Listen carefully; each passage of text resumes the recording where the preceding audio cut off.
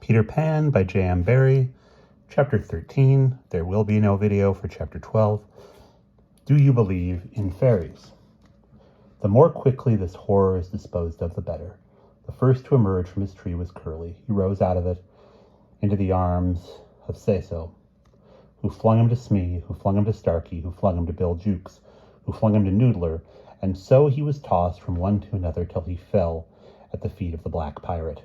All the boys were plucked from their trees in this ruthless manner, and several of them were in the air at the time, like bales of goods flung from hand to hand. A different treatment was accorded to Wendy, who came last. With ironical politeness, Hook raised his hat to her, and offering her his arm, escorted her to the spot where the others were being gagged. He did it with such an air, he was so frightfully disingenuous,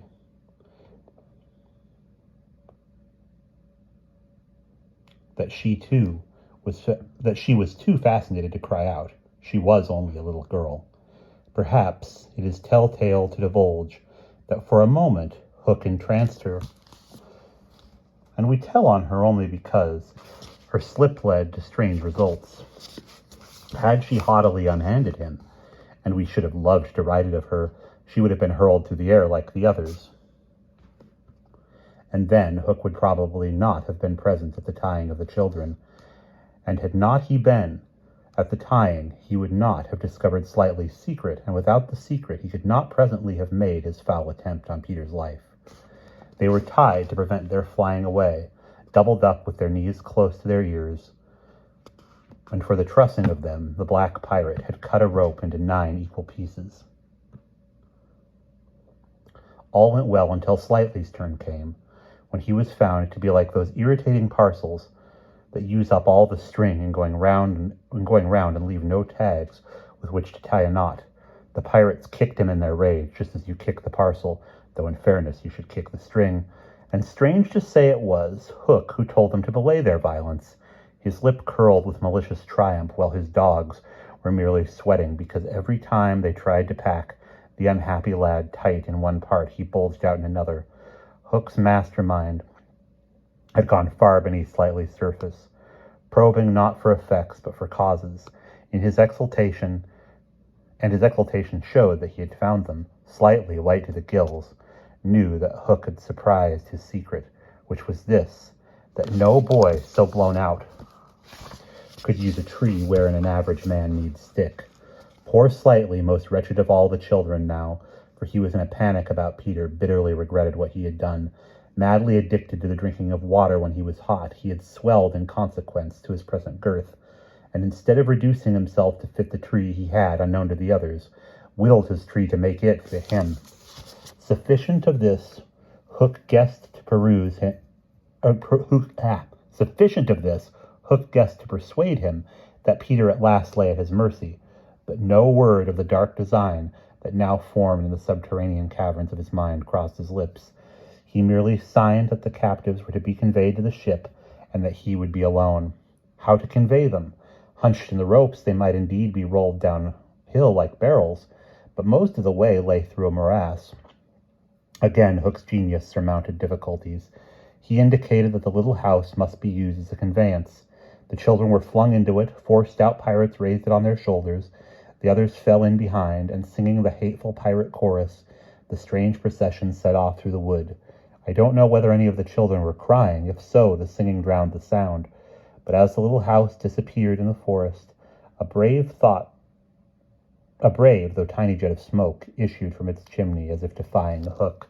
Hook saw it, and it did Peter a bad service. It dried up any trickle of pity for him that may have remained in the pirate's infuriated breast.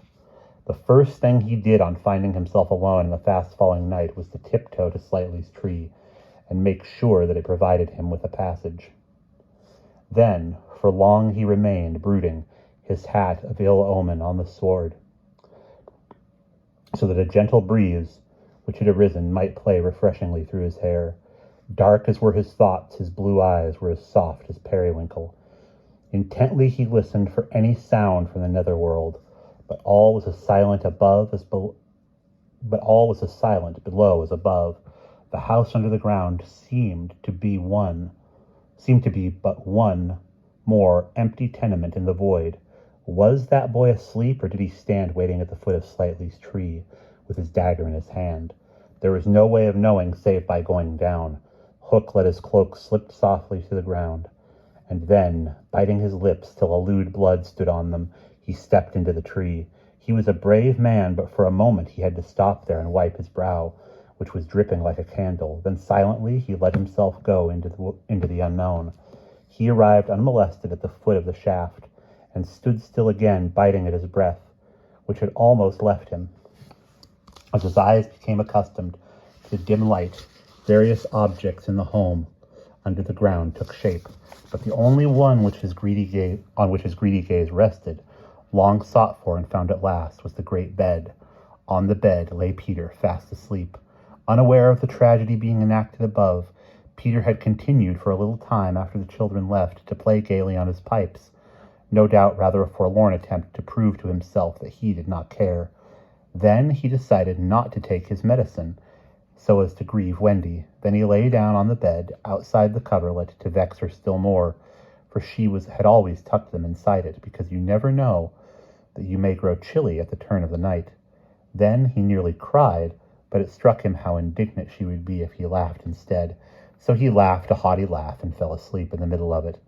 Sometimes, though, not often, he had dreams, and they were more painful than the dreams of the other boys. For hours he could not be separated from these dreams, though he wailed piteously in them. They had to do, I think, with the riddle of his existence. At such times it had been Wendy's custom to take him out of bed and sit with him on her lap, soothing him in dear ways of her own invention, and when he grew calmer, to put him back in bed before he quite woke up, so that he should not know of the indignity to which she had subjected him. But on this occasion he had fallen at once into dreamless sleep.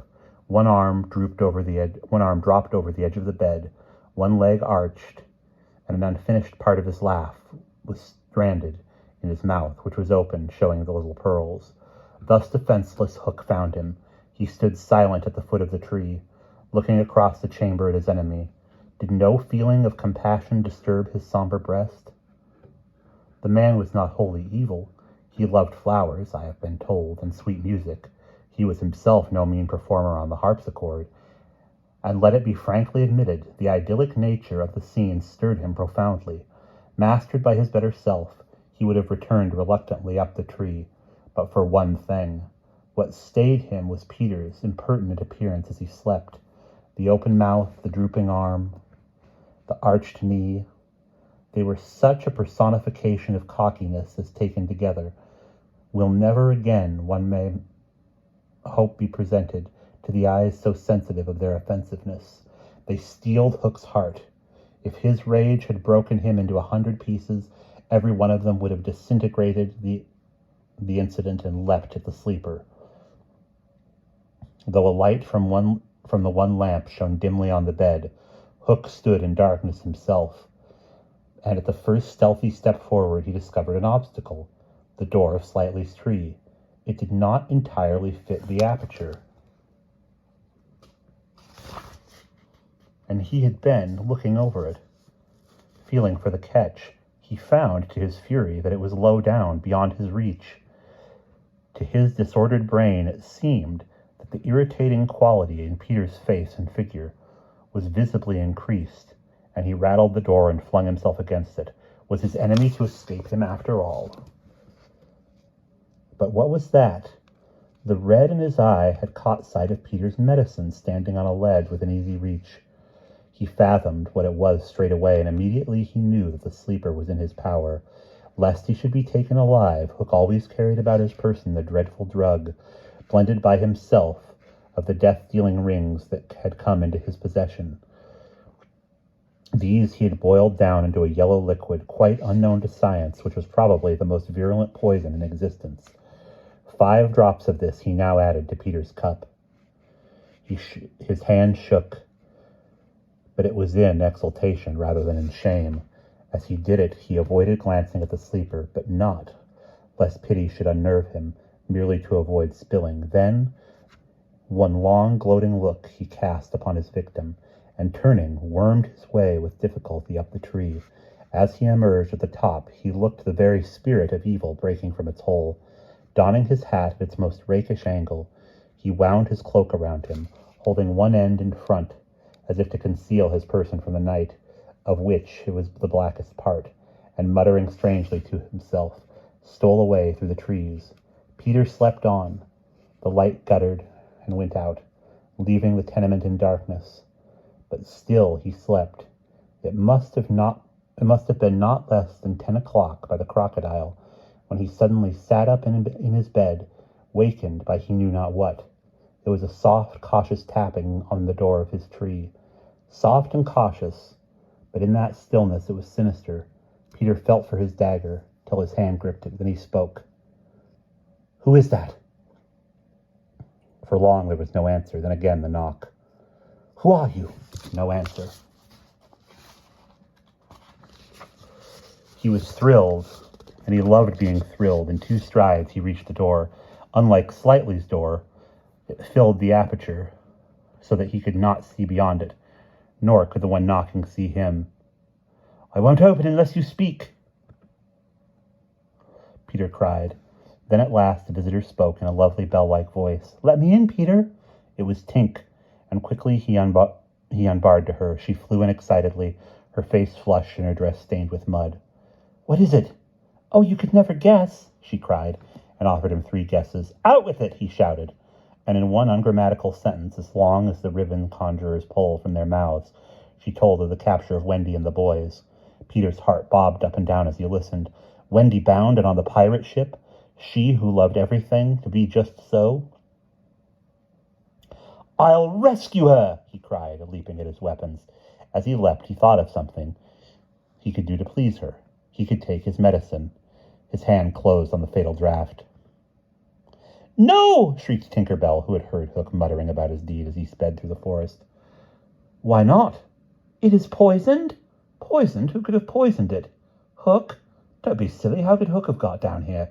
Alas, Tinker Bell could not explain this, for even she did not know the dark secret of Slightly's tree. Nevertheless, Hook's words had left no room for doubt. The cup was poisoned. "Besides," said Peter, quite believing himself, "I never fell asleep." He raised the cup. No time for words now. Time for deeds. And with one of her lightning movements, Tink got between his lips and the draught and drained it to the dregs. "Why, Tink, how dare you drink my medicine?" But she did not answer. Already she was reeling in the air. "What is the matter with you?" cried Peter, suddenly afraid.